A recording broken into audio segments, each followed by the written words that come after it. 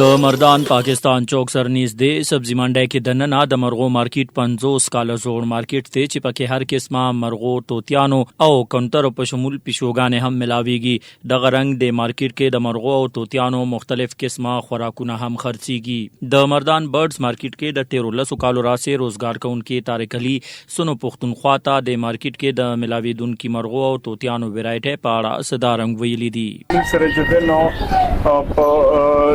آسټریلیان سپیرټس کې چې دنو ډېر قسمونه دي لوبرز دي آسټریلیان بجز دي کوکټیل دي ریګنیک دي را دي دغه شان دي چې دنو کنوټ فیملیز کې چې دنو مختلف برډز چې دنو ملاويږي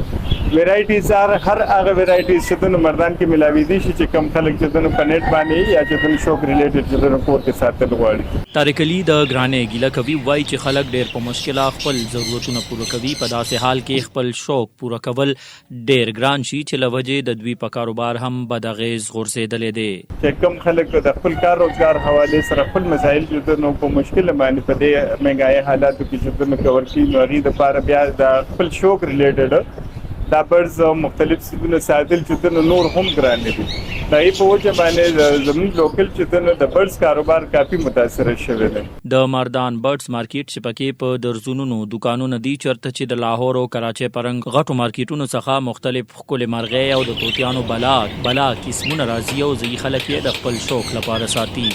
سونو پښتونخوا لپاره مردان ارشد علي خان